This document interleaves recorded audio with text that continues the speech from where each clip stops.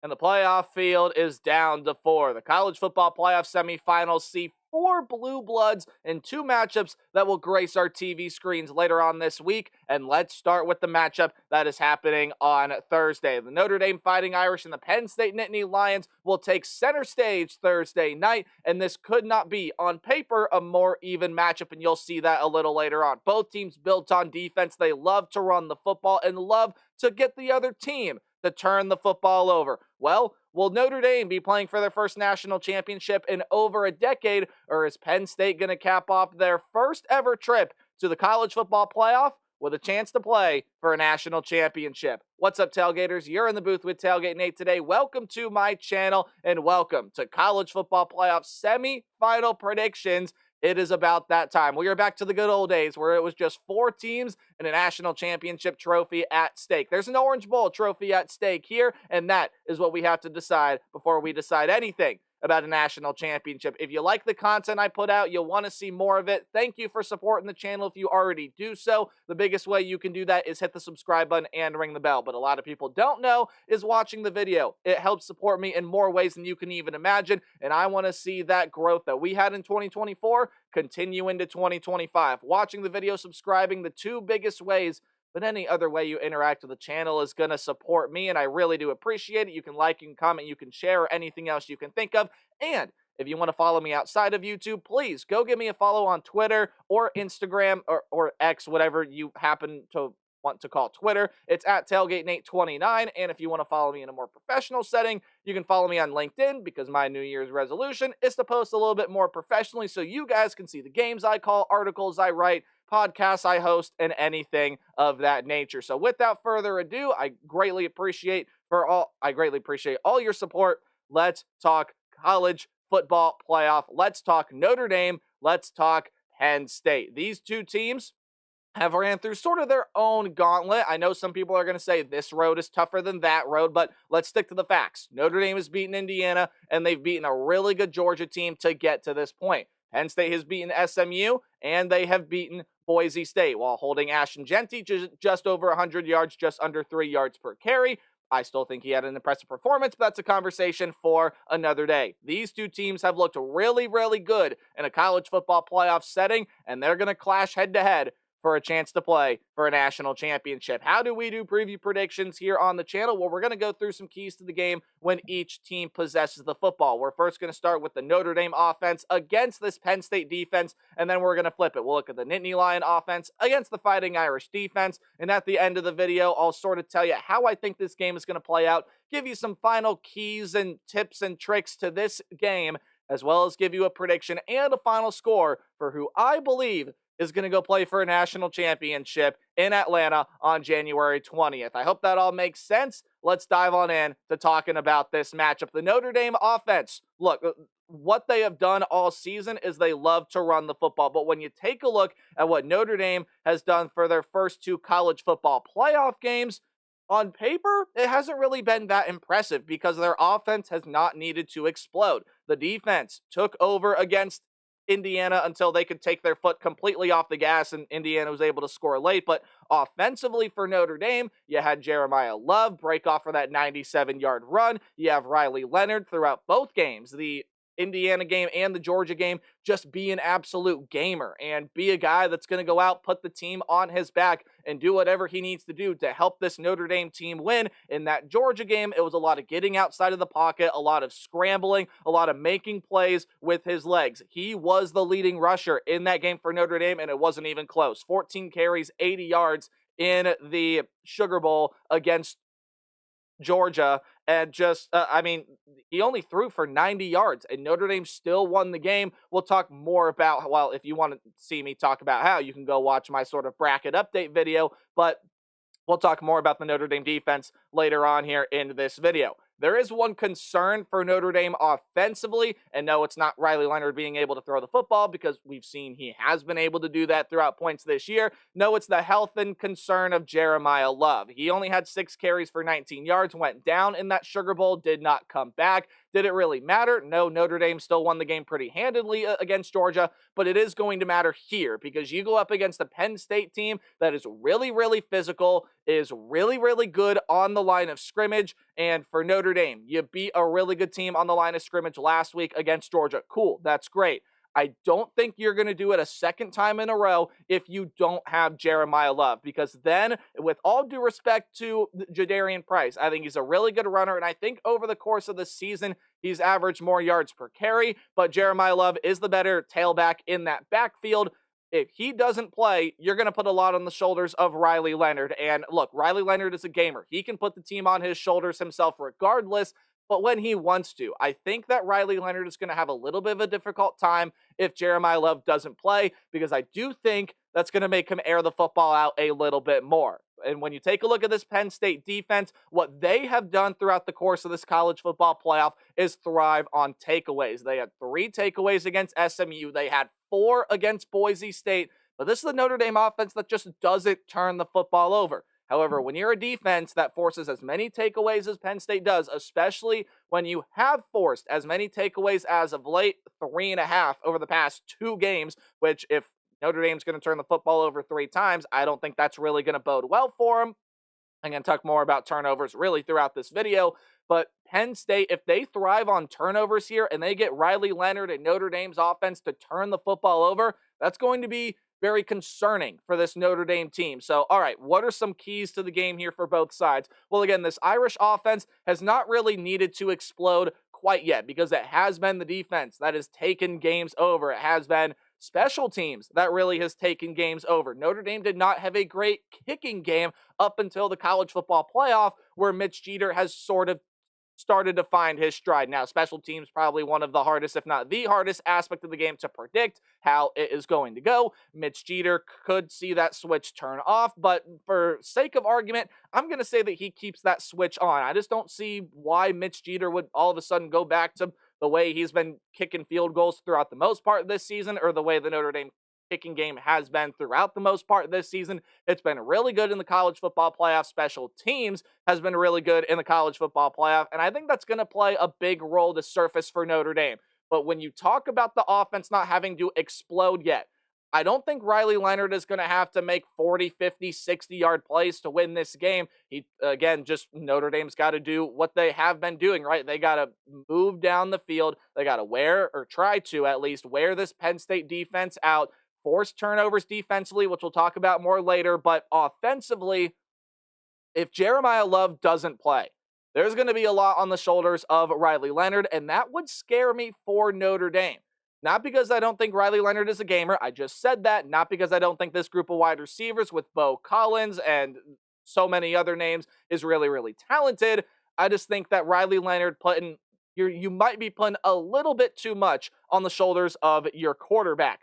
Leonard will be the focus defensively for Penn State, no matter if he has to put the team on his shoulders or not, because his ability to get outside of the pocket and extend plays with his legs is just way too valuable for Notre Dame, and it is going to be way too costly if Penn State can't stop it. So that's going to be the focus, but you got to make him throw the football. He's been able to make plays with his legs. He did it in the Indiana game, didn't have to as much, but especially down the stretch in that Georgia game where Notre Dame could have sealed it early. He was diving, he was putting his body on the line. There were some design plays for Riley Leonard to get outside of the pocket and use his legs. He broke off a huge run in that game as well.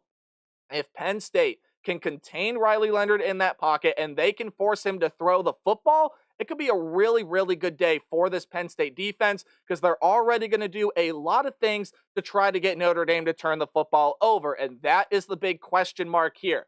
I don't think Notre Dame is going to explode for 400 yards, 30 points, anything of that nature. This Penn State defense is too good. You got Abdul Carter coming off the edge, really good group of linebackers, pretty good players in that secondary as well.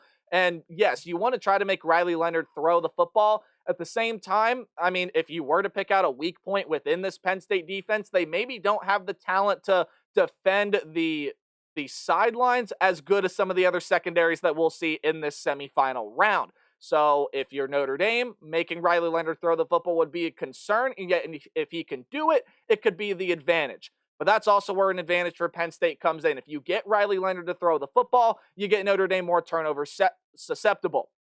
So that's going to be a big key there. How does Penn State try to make Notre Dame turn the football over? SMU And Boise State, all due respect to those teams, they are not on the same level that Notre Dame has been playing at this year. Notre Dame is going to do a lot better job of taking care of the football. We'll see how Penn State is able to try to get Notre Dame to get them into some turnover trouble. All right, let's talk about this Penn State offense now, and maybe kind of the same thing that you could say with Notre Dame, and that the offense hasn't really had to explode yet because of what the defense has done in the turnover realm. The offense has definitely produced a lot more fireworks than what Notre Dame's offense has. And when you compare the two quarterbacks, when you compare Riley Leonard and you compare Drew Aller, it just kind of feels like Drew Aller has had more moments this year where he's looked elite. I'm not saying he's had more good moments or less bad moments than Riley Leonard or vice versa or any of that terminology, but Riley Leonard throughout points this year has been a gamer and he's been really, really good. I don't know if I've ever looked at Riley Leonard at any point this year and said that is an elite level quarterback. I can point to a couple times, maybe a few specific plays, where I could say that about Drew Aller. And he didn't really find Tyler Warren that much in that first game against SMU. Again, you didn't really have to. Your running backs were running really, really well. That'll be another huge key for Notre Dame to try to stop. But in that second game against Boise State, Drew Aller was able to find something there. And more specifically, he was able to find something with that downfield passing game because he did hit a deep shot in this game, a deep shot, quote unquote, but it was a 38-yard pass. He did kind of have to sail it out there. It was in the back of the end zone, and Omari Evans made that catch. A 38-yard throw from the goal line was probably maybe a 45 to 48-yard throw. So a big play dart there from Drew Aller, and that's been the concern with him, right? Being able to try to find some rhythm in that downfield passing game. He found it with Omari Evans. Yes, I know it was on one occasion, but he still shows that he has it. And then Tyler Warren woke back up. 6 catches, 63 yards, 2 touchdowns, and he is just proven why he is the Mackey Award winner this year. Again, some people, myself included, may argue it should still go to Harold Fannin, but that is water under the bridge at this point. Tyler Warren has a chance to play for a college football playoff national championship. And you just heard me mention the backs a little bit ago. They ran really well against SMU, and they continue that momentum against Boise State. 17 carries, 134 yards for Katron Allen, and Singleton also over that 7 yards per carry mark. 12 carries, 87 yards, and 1 touchdown in that contest. So when you pair all of that together, if Drew Aller is hitting some deep shots and finding that connection with Tyler Warren, and he looks like an elite level quarterback, you pair him with Allen and Singleton running really, really well behind a strong offensive line, it's going to be really hard for this Notre Dame team to stop. But I would argue, I think this Notre Dame defense is a little bit better than what the Nittany Lions possess. And while they might not be better in one category versus the other, there is one category where over the course of the season, Notre Dame has been better, and it's been turnovers. Now, that's kind of a moot point because of the way Penn State's defense has been getting teams to turn the football over more recently. But Notre Dame does more things that allow turnovers than what Penn State's defense does. So Notre Dame is able to sort of force those turnovers with their scheming a lot more than Penn State. Now, Penn State has done it lately, which is great, which is fantastic. Notre Dame has done it throughout the course of the season. And when you take a look at this defense, much like Penn State, it's still really, really strong on the line of scrimmage. It is great at getting pressure to the quarterback. They strip sacked, why can't I think of his name? Gunnar Stockton. They strip sacked Gunnar Stockton twice in that game. One of them was a huge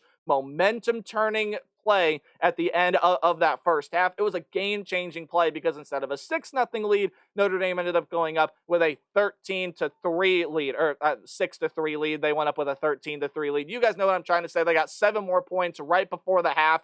And Notre Dame is really good at being able to get pressure off of that edge. They found the weak spot in the Georgia offensive line, which was that left tackle position. They exploited it, and I think they're going to do the same thing here against Penn State. Now, while I couldn't tell you what the Penn State offensive line weak point is, if there is one, Notre Dame's going to be able to find it and exploit it. And I do want to start with that middle sort of bullet point there, and it was, look, the only way that you can say someone is going to be more physical than the Georgia Bulldogs is by them proving it on the football field, because until anyone has shown Georgia is one of, if not the most physical teams in the country. And even at points this year when we thought Georgia was going to get out physicality at the line of scrimmage, they would win that battle. So I wasn't ready to say that about Notre Dame, even though I said I think they could do it. they ended up doing it. They won the battle at the line of scrimmage against Georgia. They were able to limit what Georgia did on the ground as Trevor Etienne was pretty much mute. They were able to get pressure, and they ran the ball really, really well. Now, a lot of that was because of Riley Leonard, and again, we'll see if Jeremiah Love can get back. But when you talk about Notre Dame from a specific defensive standpoint, if they can win the battle in the line of scrimmage against Georgia and they can win with that physicality, I think they're going to be able to do that against Penn State. I think they're going to be able to create that pushback. I think they're going to be able to get their sacks, their tackles for loss, because Notre Dame has a lot of ballers on that defensive front. And look, this Penn State offensive line is really good. It might be one of, if not the best Notre Dame has faced all season. But again, Notre Dame was able to find a weakness in the Georgia offensive front. It's going to be able to find one here. For Penn State offensively, you got to keep utilizing Tyler Warren because he is such an X factor. He is so good. And the way that Penn State schemes their offense, it allows Tyler Warren to get open and to find open space where I know for a tight end, sometimes sometimes they're just big bodies, but Tyler Warren is really, really good in open space when you get him there. But if Drew Aller can find more of that deep ball and he can spread this Notre Dame secondary out and he can hit his deep shots, good luck fighting Irish, because then at that point, if Allen and Singleton are still running really well, even if one of them is running well and the other happens to take a step backwards and Notre Dame has an answer for one of them, you got another tailback that you have to worry about back there. But much like Penn State, I talked about it earlier, Notre Dame can thrive off of turnovers, and they have done it more throughout the course of the season. Now, there is one school of thought out there that says, okay, well, when you rely on turnovers, something has got to give, because if one team doesn't turn the football over, and if turnovers are part of the game plan, then that's going to be really, really scary, because if part of your game plan is forcing your opponent to turn the ball over and then they don't turn it over, that's a huge part of your game plan you can crumple up and throw out of the window. That's one school of thought out there. The other school of thought, though, would be that if Notre Dame can't force turnovers, they can win the game with their physicality on the line of scrimmage. Let's talk about this one. I think this is going to be a phenomenally played game. What do I think is going to happen? I think both these teams are really physical. I think both these teams are great on the line of scrimmage. They have some elite talent on both sides of the ball. And there are health questions for Penn State that I didn't really mention, or I should say Penn State and Notre Dame defensively that I didn't really mention. Abdul Carter did leave that game against Boise State with a little bit of an injury. It sounds like he's going to be able to play. Xavier Watts also left that game against Georgia with an injury. It sounds like he's going to be able to play. And I've mentioned Jeremiah Love before. It sounds like he's going to be able to play as well. So you got all three guys that are really big pieces of either side that are on the injury report that look like they're going to play. Now, are they going to be at 100%? I'm not sure. But Abdul Carter's a really dominant player, and I think he's going to be able to affect this Notre Dame front. But what I think is going to happen is, again, I expect Jeremiah Love to play. I expect Xavier Watts to play. And even though Penn State has forced turnovers at an alarming rate as of recent, Notre Dame does more things schematically to force turnovers. And Drew Aller has shown to not be turnover prone this year. I think he's going to make one mistake in this game. And I think that one mistake is going to prove to be costly. I think Notre Dame also wins the battle on the line of scrimmage, even if that mistake, because turnovers are a hard thing to predict, even if that mistake doesn't come from Drew Aller, I think Notre Dame can win this game with their physicality on the line of scrimmage, getting that pushback on the offensive line and being able to create havoc with that defensive front, bringing stunts and blitzes, and that secondary. I think Notre Dame's got the better secondary than Penn State. I think they got one of the best secondaries in college football, and getting Xavier Watts to play in this game is going to be a huge part of that. That'll take away the deep ball from Penn State. Tyler Warren, I think, is still going to be a factor here. I see this being a low-scoring, physical brawl, and I just like the way Notre Dame is playing a little bit better than Penn State. I got the Irish winning this one 20-17. Winning the battle on the line of scrimmage will be paramount here. And even if all of this can be thrown aside and you're just comparing the two quarterbacks, I've said Drew Aller looks a little bit more elite than Riley Leonard this year. I think Riley Leonard is a little bit more of a gamer, and that experience will come into play in this contest. All of it that I just said, I think is going to help Notre Dame win this football game. 20-17, they are the 1.5-point favorite as of this video being recorded. I don't expect that to swing in Penn State's favor. I think Notre Dame is going to stay the favorite.